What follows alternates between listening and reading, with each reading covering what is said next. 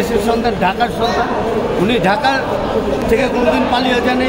বিগত আন্দোলনে উনি রাজপথে ছিলেন।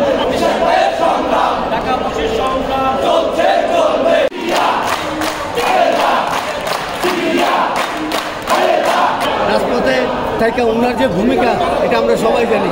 জেল জুলুম হলে তার উপর অনেক হয়েছে, কিন্তু এগুলি দেখে ভয় দেখা লাভ নাই। নাগরিক সেবা কিভাবে পাইতে পারে, ঢাকাবাসী কীভাবে এইটা থেকে পরিত্রাণ পাইতে পারে, এই ব্যবস্থা সরকার নেবে। আমরা তো অন্তর্বর্তীকালীন সরকারের কাছে এটাই আশা করি।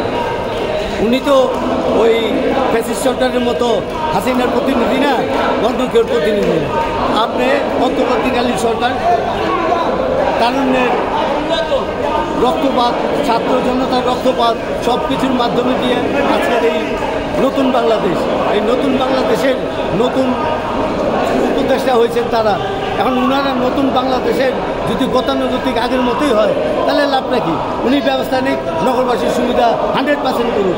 করোনা ডেঙ্গুতে যদি কেউ মারা যায় এবং নগরের মৌলিক অধিকার থেকে খর্ব হতে যদি কেউ তাহলে সব দায় আসিফ, আমরা আসিফ মাহমুদের এই মুহূর্তে পদ্ধতির দাবি করছি।